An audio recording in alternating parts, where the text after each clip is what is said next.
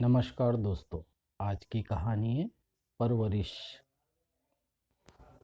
कोमल बड़बड़ाती हुई किचन में सब्जी में तड़का लगा रही थी, जैसे तड़के में सारा गुस्सा डाल रही हो। अभी 1 महीने पहले तो सारे टेस्ट कराए थे, 9,000 रुपये लग गए थे उनमें। अब फिर से खर्च। सीधे साधे बेटे को लूट लो अपने। बीवी बच्चे तो है ही नहीं जैसे उसके।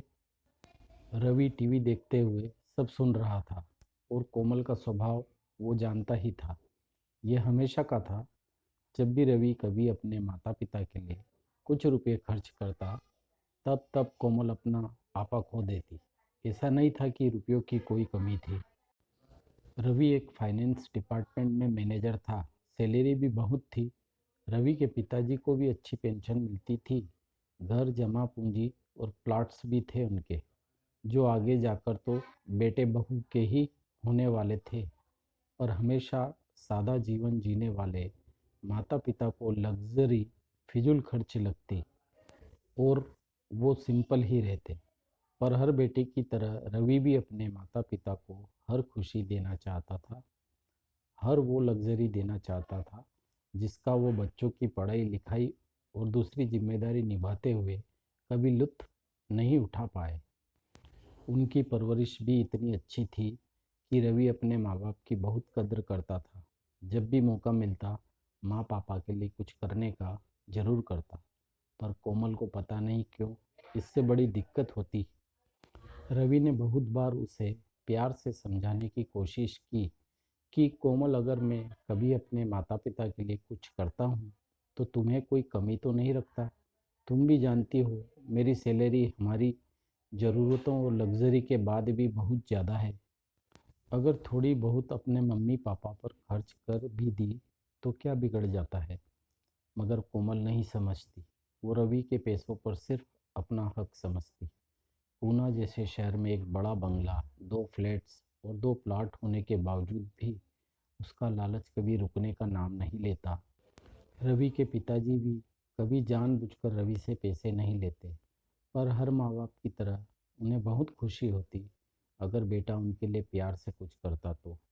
उनकी शुगर एकदम बाउंड्री पर आई थी टेस्ट में, और माँ का बीपी भी थोड़ा ज़्यादा था, जिसे डॉक्टर ने कंट्रोल करने की सख्त हिदायत दी थी।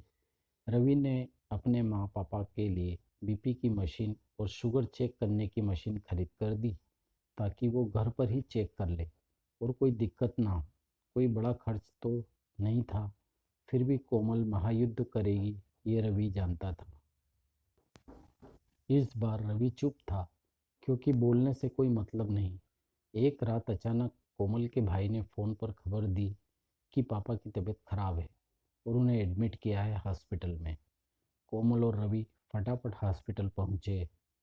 वहां जाकर पता चला कि माइनर अटैक था और डॉक्टर ने बहुत ख्याल रखने की सलाह दी है। खर्चा भी आया था बहुत। कोमल की आंखों से आंसू थमने का नाम नहीं ले रहे थे।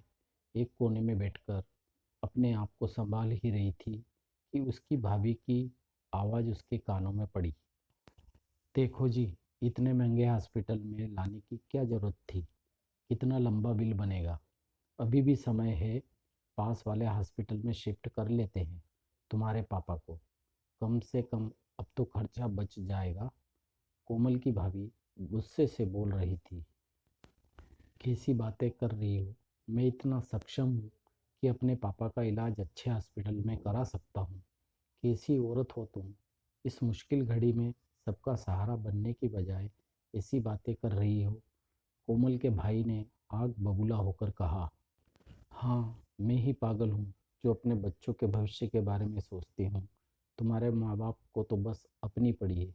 इतना भी नहीं सोचते कि बेटे का भी घर परिवार है। आंखों में आंसू लाते हुए कोमल की भाभी बोली। भाभी की कड़वी बातें सुनकर कोमल को अपना कहा याद आ रहा था। वो भी तो रवि को हमेशा इसी तरह के वाक्य बोलती है अपने सास ससुर के लिए। कोमल के भाई ने कहा, अब पानी सिर के ऊपर निकल चुका है।